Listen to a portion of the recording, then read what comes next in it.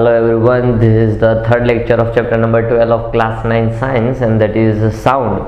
So in the previous lecture you learned about the sound. What is sound? Sound is a vibration. Sound has a wave nature. And what type of a wave is sound? Sound is a mechanical wave. Sound कौन सा wave है?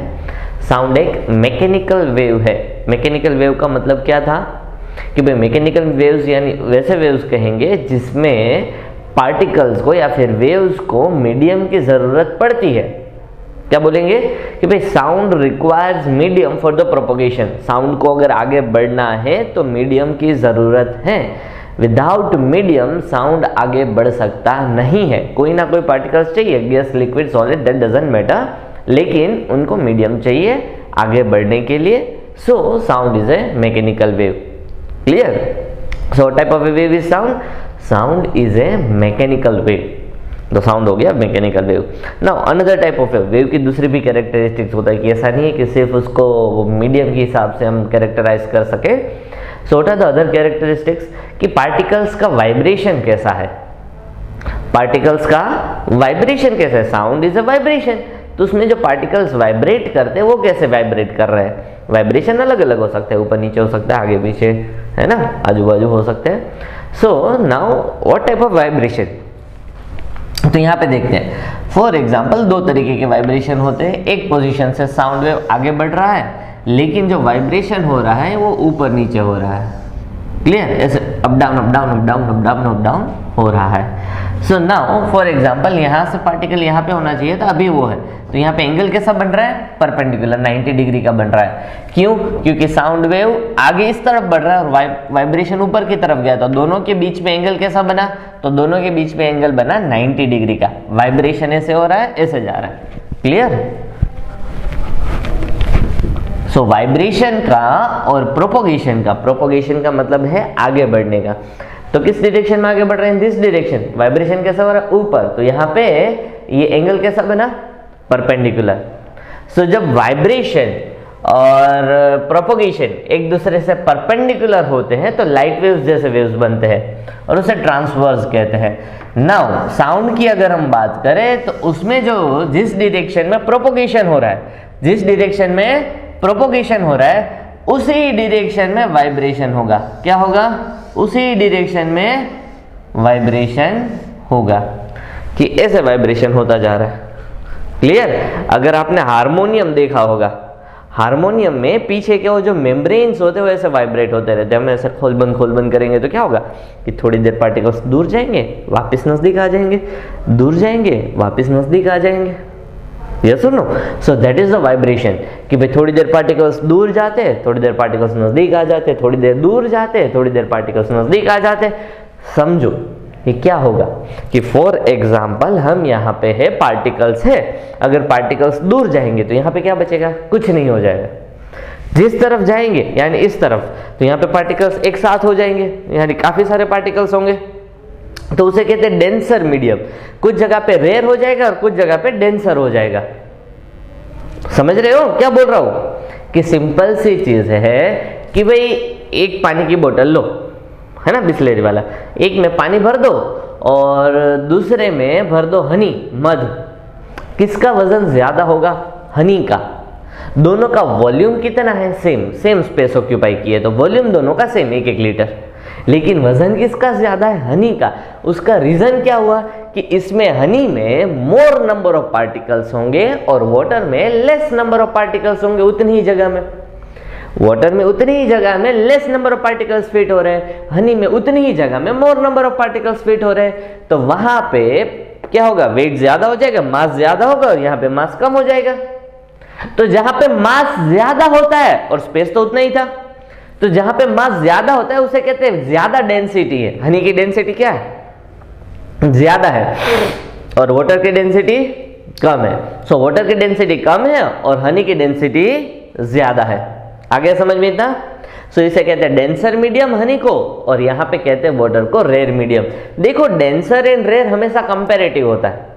Denser and rare हमेशा comparative होता है कि भाई हाँ density हम मेजर कर सकते हैं स्पेसिफिक, लेकिन कौन सा मीडियम डेंसर है, कौन सा मीडियम रेयर है, वो हमेशा कंपैरिजन से पता चलेगा. अगर हनी एंड वाटर की कंपैरिजन करते हो तो हनी डेंसर मीडियम है, वाटर रेयर मीडियम है. लेकिन अगर एक बोतल में पानी भर दो और दूसरी बोतल को खाली करके ऐसे ही बंद कर दो, तो अभी एक बोतल एम्प्टी है, एक बोतल वाटर से भरी हुई है, तो पहली वाली बोतल को हम एम्प्टी तो नहीं कहते, क्योंकि हम साइंस पढ़ रहे तो हमें पता है कि खाली नहीं होगा, उसके अंदर गैस होगा। उसके अंदर क्या होगा? गैस होगा। तो जब भी वाटर बोतल के अंदर गैस भरा है तो उसका वजन कम होगा, यहाँ पे वाटर का वजन ज्यादा हो जाएगा। दोनों का वॉल्यूम सेम, लेकिन वाटर का मास ज्यादा, एयर का मास कम, तो water is a denser medium as compared to the air. आए समझ में कि जब हनी और वाटर की कंपैरिजन करें तो honey is denser and water is rare, जब वाटर एंड एयर की कंपैरिजन करें तो water is denser and air is rare. Rare, R A R E, rare, rare, rare medium है। क्लियर? तो रेयर एंड डेंसर। सिमिलरली अगर particles एक दूसरे से दूर जाएंगे तो बीच में खाली जगह हो जाएगी, तो वो रेयर मीडियम हो जाएगा। जहां पे दूर जा रहे मतलब वहां पे मीट होंगे तो वहां पे ज्यादा पार्टिकल्स हो जाएंगे, तो डेंसर मीडियम हो जाएगा। क्लियर? जिसे हम कहते हैं कंप्रेशन। अगर कोई भी चीज को दबा दो तो वहां पे पार्टिकल्स ज्यादा हो जाएंगे, तो उसे कहते हैं कंप्रेशन। तो साउंड वेव जो आगे बढ़ता है, कैसे वेव आगे बढ़ता है, तो थोड़ा सा अगर आपको बता दे तो फॉर एग्जांपल देखो, थोड़ी जगह पे क्या होगा? डेंसर मीडियम होगा और फिर थोड़ा सा रेयर मीडियम आएगा, अगेन थोड़ा सा डेंसर मीडियम हो जाएगा,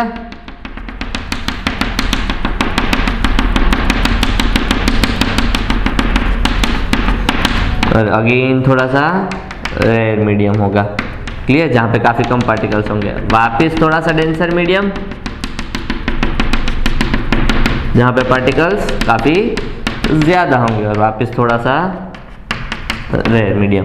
तो देखो यहाँ पे जो वाइब्रेशन हो रहा है कैसे, पार्टिकल्स थोड़े दूर गए, वापस नजदीक, दूर नजदीक, दूर नजदीक, ऐसे जाते जाएंगे, आगे बढ़ते जाएंगे। तो यहाँ पे वाइब्रेशन कैसा होता जाएगा? नाउ नेक्स्ट स्टेज पे क्या हो जाएगा? जहां पे डेंसर था वहां पे रेयर हो जाएगा, क्योंकि ये पार्टिकल्स दोनों इस तरफ आ जाएंगे, तो यहाँ पे डेंसर मीडियम हो जाएगा। क्लियर? देखो समझो, ये यहाँ पे वापस रेयर हो जाएगा, यहाँ पे वापस डेंसर हो जाएगा, क्योंकि पार्टिकल्स मूव कर रहे हैं आगे, वाइब्रेशन किया, यहाँ पे वापस रेयर, यहाँ पे डेंसर मीडियम। डेंसर मीडियम को क्या बोलते हैं? क्या बोला भाई मैंने? उसे कहते हैं कंप्रेशन। क्या बोलते हैं? Compression. Clear? So this is a compression, this is rarefaction, this is compression, this is rarefaction, this is compression, this is rarefaction. Again उल्टा देखे तो rarefaction, compression, rarefaction, compression, rarefaction, compression. तो थोड़े पार्टिकल्स कम हो जाएंगे और साउंड वेव आगे कैसे बढ़ रहा है? इसी डायरेक्शन में आगे बढ़ रहा है, इसी डायरेक्शन में आगे बढ़ रहा है, उसी डायरेक्शन में वाइब्रेशन हो रहा है। तो यहाँ पे direction of vibration and direction of propagation are parallel to each other, दोनों साथ साथ हो रहा है। जिस डायरेक्शन में आगे बढ़ रहा है उसी डायरेक्शन में वाइब्रेशन हो रहा है, तो दोनों साथ साथ चल रहा है, सो इसे कहते हैं पैरेलल डायरेक्शन। तो इसीलिए साउंड वेव को हम लॉन्गिट्यूडनल वेव कहते हैं। क्या होता है लॉन्गिट्यूडनल वेव? जिसमें डायरेक्शन एंड वाइब्रेशन की सेम डायरेक्शन होती है, प्रोपोगेशन और वाइब्रेशन की सेम डायरेक्शन होती है, तो उसे लॉन्गिट्यूडनल वेव कहते हैं। If direction of propagation and direction of vibration are perpendicular, एक दूसरे से 90 डिग्री पे है, कि भाई आगे इस तरफ बढ़ रहा है लेकिन वाइब्रेशन ऊपर नीचे हो रहा है, तो ये डायरेक्शन कैसा हो गया? परपेंडिकुलर टू ईच अदर, तो उसे हम ट्रांसवर्स कह सकते हैं, यहाँ पे लॉन्गिट्यूडनल कहेंगे इसे। क्लियर है? बहुत सिंपल सा टॉपिक, लेकिन अगर समझ में आया तो, वरना नहीं पता चलेगा कुछ। तो अगेन वापस एक बार देख लो कि भाई कैसे होता है, पार्टिकल्स कैसे वाइब्रेट करते हैं। जिस डायरेक्शन में साउंड वेव को आगे बढ़ना है उसी डायरेक्शन में वाइब्रेशन हो रहा है, तो इस तरीके से आगे बढ़ता जा रहा है sound wave. Clear? So that is compression, rarefaction, compression, rarefaction, compression, rarefaction. तो जहां पे पार्टिकल्स एक जगह से, समझो कि यहां है तो दोनों तरफ से दूर गए ऐसे। क्लियर? तो यहां पे कुछ बचा नहीं, तो वहां पे हो गया रेयरफेक्शन, साइड में पुश कर दिया। क्लियर? तो फॉर एग्जांपल यहां से थे तो यहां के सारे पार्टिकल्स दोनों तरफ अलग चले गए। क्लियर? तो यहां पे रेयरफेक्शन हो गया। सिमिलरली यहां के वालों ने भी ऐसे पुश कर दिया इस डायरेक्शन में, यहां से भी इस डायरेक्शन में, तो यहां पे क्या हो गया? Compression. Clear?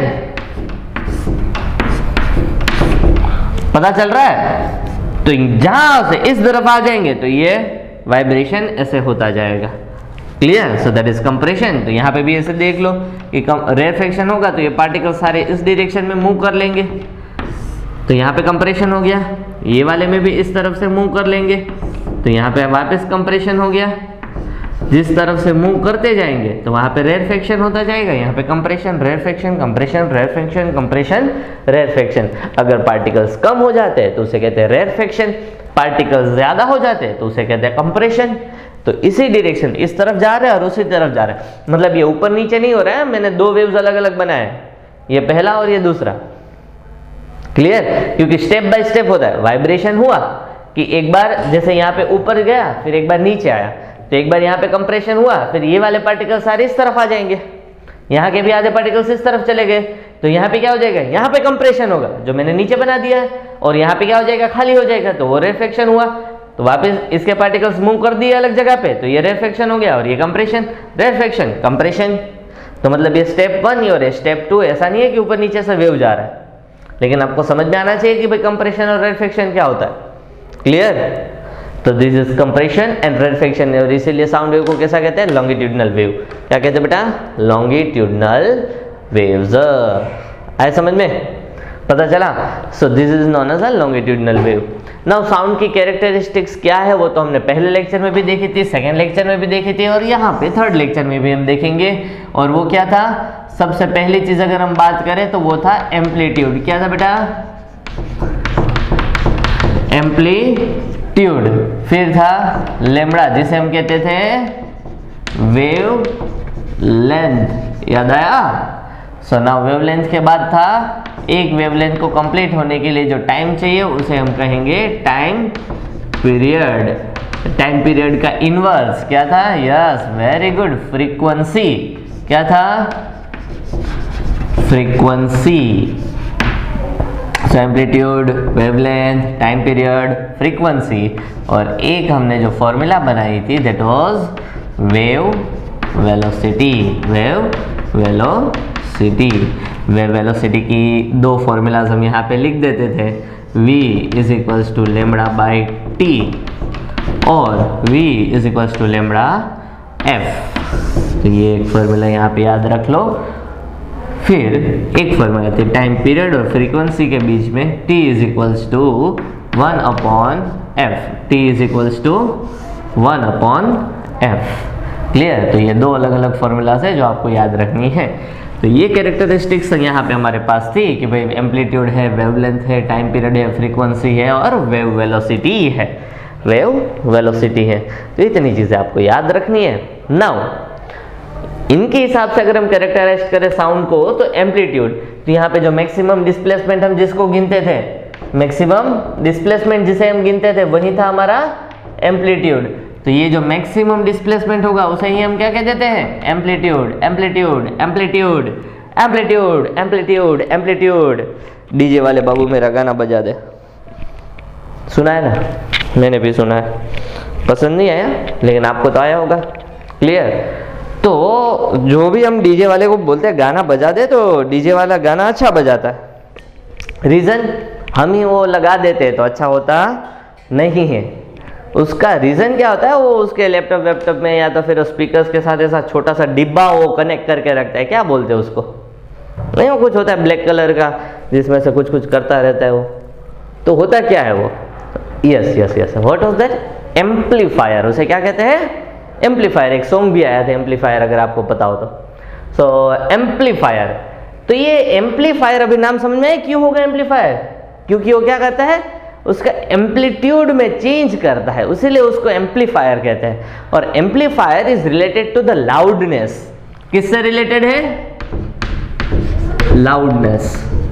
Loudness is related to amplitude. Loudness is related to amplitude. सुनाई दे रहा है, सुनाई इसलिए दे रहा है क्योंकि वो एम्पलीट्यूड है ना। जितना ज्यादा सुनाई देगा, जितनी आवाज ज्यादा होगी उसका एम्पलीट्यूड उतना ज्यादा होगा, loudness. So loudness is related to the amplitude. अगर अभी मैं बोल रहा हूं तो यहाँ पे एम्पलीट्यूड मेरे साउंड वेव्स का कम है। अगर अभी मैं चिल्ला रहा हूं आपके कान को दिक्कत हो रही है क्योंकि उसमें एम्पलीट्यूड ज्यादा है। So loudness is related to the amplitude. दूसरा होता है लाउडनेस अगर हम देखें तो then it differs from person to person.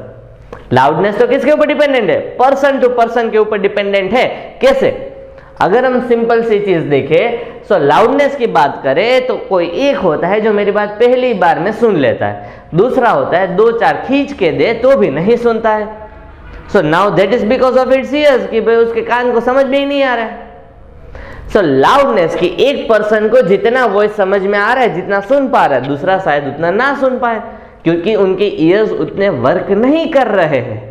दूसरा तो दिमाग का भी होता है, लेकिन अभी हम साउंड पे रहेंगे तो ईयर्स की बात करेंगे, तो वो पॉसिबिलिटी है। ये सुनो, सुनाओ। तो अगर हम ये सुन रहे हैं कि 2 पर्सन देखे तो दोनों के लिए अलग अलग लाउडनेस होगी वॉइस की, कोई भी वॉइस की, थोड़ा सा तो माइनर डिफरेंस होगा ही सब में।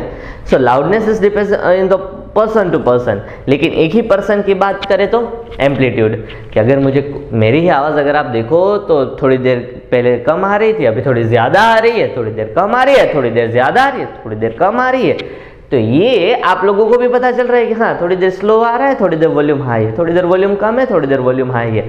सो वॉल्यूम में इंक्रीज हो रहा है, लाउडनेस हो रही है change, that is because of amplitude. अगर हम धीरे बोलते हैं तो उसका एम्पलीट्यूड कम होता है, जोर से बोलते हैं तो उसमें एम्पलीट्यूड ज्यादा होता है।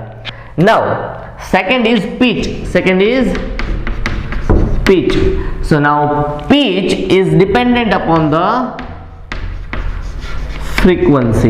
Pitch is dependent upon the frequency. Pitch is dependent upon the frequency. So this is the voice which is of high frequency. यहाँ पे ये जो वॉइस है ना जिसमें फ्रीक्वेंसी क्या है, बहुत ही हाई है, क्लियर? तो वो जो तीन आवाज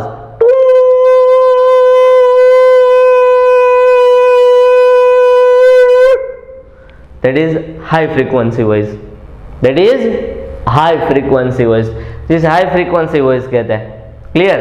सो नाउ आप सोचो कि ये हाई फ्रीक्वेंसी वॉइस किसका होगा, गर्ल्स में होगा या बॉयज का वॉइस? दोनों का वॉइस अलग रहता है थोड़ा सा। सो किसका वॉइस ज्यादा हाई पिच साउंड होगा, गर्ल्स या बॉयज? एग्जैक्टली, और जो तीन आवाज होता है तो थोड़ा सा पतला आवाज होता है, that is high pitch sound, that is of girls. और बॉयज का जो साउंड होता है वो लाउड वॉइस होता है। क्या होता है? Loud voice. अगर बड़ा सा ग्राउंड है, लोग सभी वहां पे इकट्ठा है, दूर तक आवाज पहुंचानी है, दूर तक आवाज पहुंचानी है, तो हमें चाहिए लाउड वॉइस। तो किसको आवाज लगानी चाहिए, गर्ल को या बॉय को? तो बॉय को आवाज लगानी चाहिए, जोर से भाई, क्लियर? तो वो दूर तक सुनाई देगा। समझ में आया? लेकिन हाई पिच साउंड तो क्या करेगा? अगर आप सेम भीड़ भाड़ वाली जगह पे हो, सबको समझना है, आप जो इंस्ट्रक्शन दे रहे हो सबको समझ में आनी चाहिए, तो जो बॉयज होते हैं उनका हाई मतलब लाउड साउंड होता है। तो लाउड साउंड होता है, दूर तक जाता है, लेकिन ऐसा जरूरी नहीं कि सबको समझ में आए। किसी को पता चलेगा कि कोई चिल्ला रहा है, क्या बोल रहा है वो पता चलेगा? नहीं। Girls sound, that is high pitch sound, जो होता है दूर तक ट्रैवल नहीं करेगा, लेकिन जहां तक ट्रैवल करेगा वहां तक क्लियर सुनाई देगा। जिनको सुनाई दे रहा है, जहां तक पहुंच रहा है साउंड, वो क्लियर, वो समझ सकते हैं।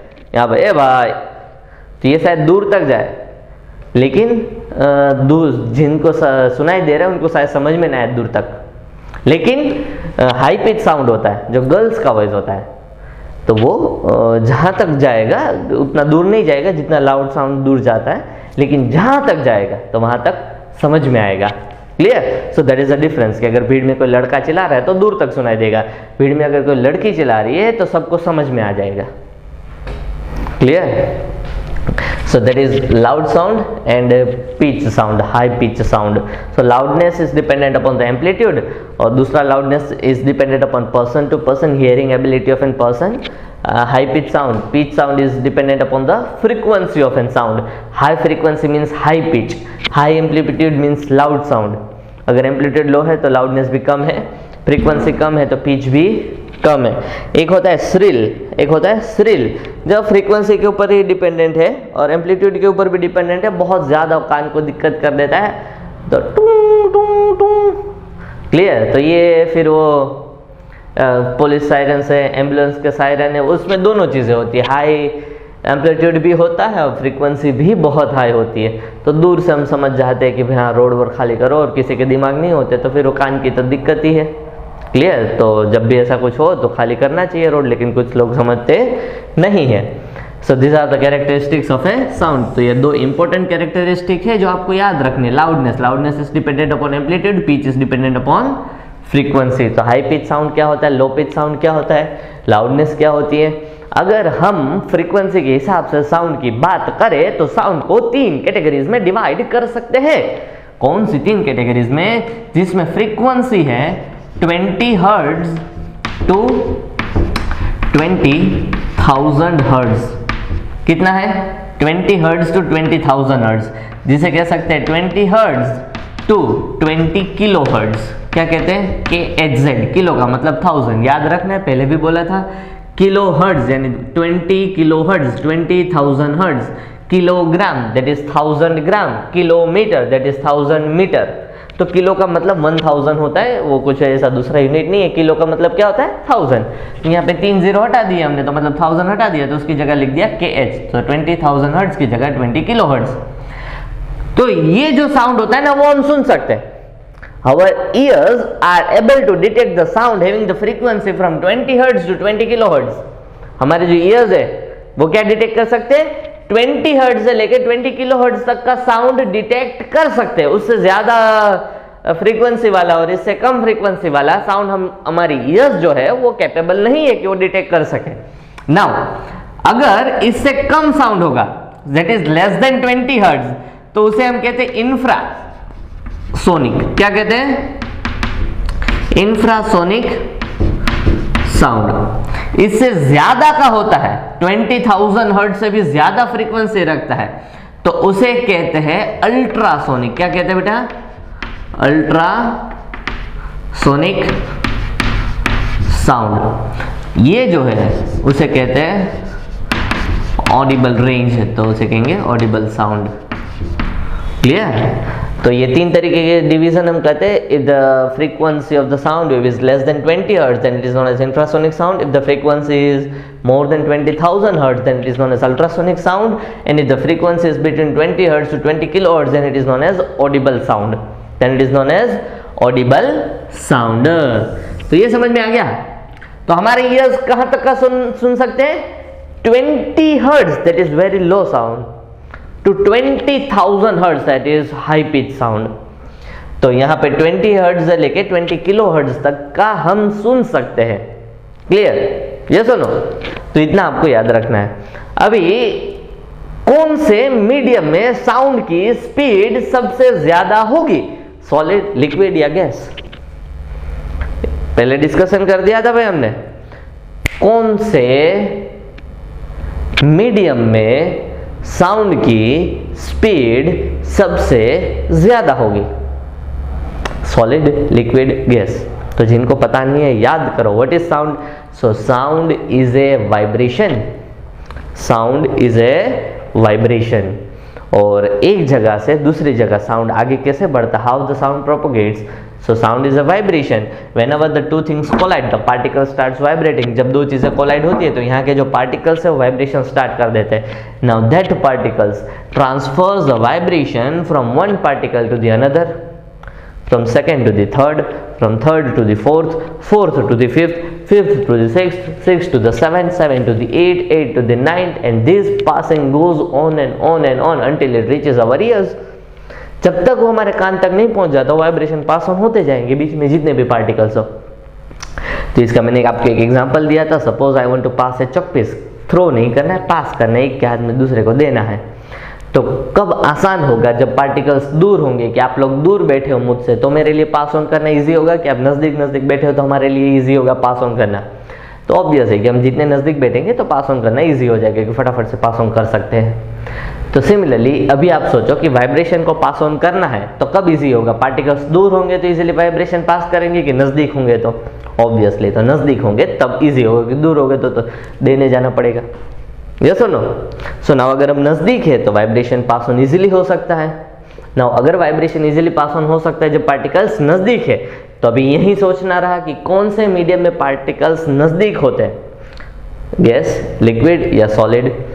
तो गैस में तो बहुत दूर होते हैं, लिक्विड में थोड़े दूर होते हैं, गैस में तो सॉलिड में तो बहुत नजदीक होते हैं। सॉलिड में बहुत नजदीक होते हैं, they are closely packed, chapter number 1 हमने पढ़ा था। तो इसीलिए सॉलिड में साउंड की स्पीड सबसे ज्यादा होती है, लिक्विड में उससे थोड़ा कम होता है, गैस में सबसे कम होता है। तो अगर हम एयर की बात करें, किसकी, एयर, तो उसमें साउंड की स्पीड होती है 346 मीटर पर सेकेंड। ये अप्रोक्सीमेट स्पीड है, उसमें थोड़ा बहुत वेरी कर सकता है, उसमें थोड़ा बहुत वेरी कर सकता है। तो अगर यहाँ पे हमारे पास एक फॉर्मूला है, v is equals to lambda f, v is equals to lambda F.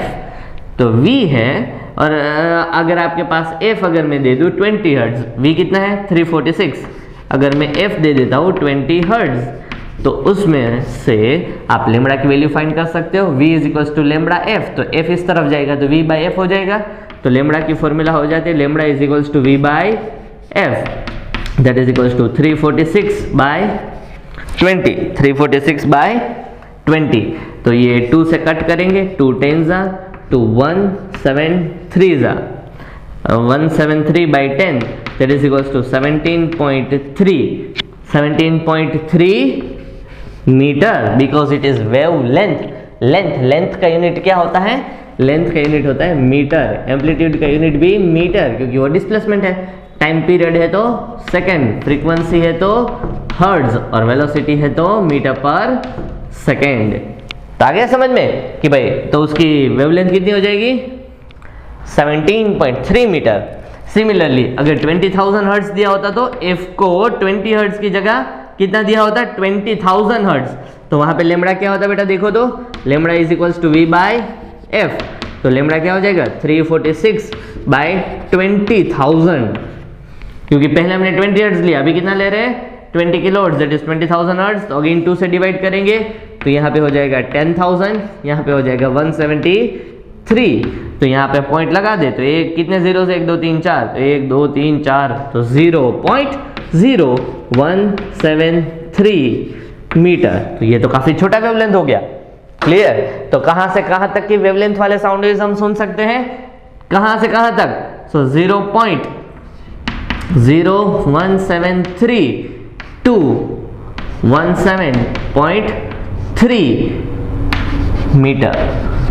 यहाँ की जो वेवलेंथ है वो हम सुन सकते हैं, इससे ज्यादा वेवलेंथ हम नहीं सुन सकते, और इससे कम वेवलेंथ वाले वेव्स हम नहीं सुन सकते, क्योंकि 20,000 हर्ट्ज अगर फ्रीक्वेंसी होगी और इतनी स्पीड होगी तो ये वेवलेंथ इतना हो जाएगा, और अगर ये 20 हर्ट्ज है तो वेवलेंथ इतना हो जाएगा। तो इससे छोटा वेवलेंथ, यानी क्योंकि ये छोटी वैल्यू और ये बड़ी वैल्यू है, तो यहाँ पे इससे छोटी वेवलेंथ होगी, उसे हम नहीं सुन पाएंगे और ये भी नहीं सुन पाएंगे। तो Audible sound range, Audible sound का रेंज कितना है वेवलेंथ के हिसाब से 0.0173। इसको स्टैंडर्ड फॉर्म में लिखे तो 1.73 इंटू 10⁻² मीटर, 10⁻², यानी डिवाइड बाय 100 हो जाता है। So that is equals to 1.73 centimetre. तो 1.73 सेंटीमीटर से लेकर 17.3 मीटर तक के वेवलेंथ वाले वेव्स को हम सुन सकते हैं, कब, एयर में, क्लियर। सिमिलरली फ्रीक्वेंसी और ये वेवलेंथ के हिसाब से, क्योंकि आपको पूछ सकते हैं what is the range of the audible sound. So as per frequency it is 20 hertz to 20 kilohertz, but as per the wavelength it is 0.0173 meter to the 17.3 meter। तो ये वेवलेंथ पूछा यही जाएगा, लेकिन ये न्यूमेरिकल में पूछ सकते हैं शायद, तो आपको पता होना चाहिए। तो आज के लिए हम इतना ही रखते हैं, बोर्ड वर्क अच्छे से कंप्लीट करो। जितने पेजेस हमारे चल गए, पर पेज 10 पॉइंट्स होमवर्क में लिखना शुरू करो। Thank you very much.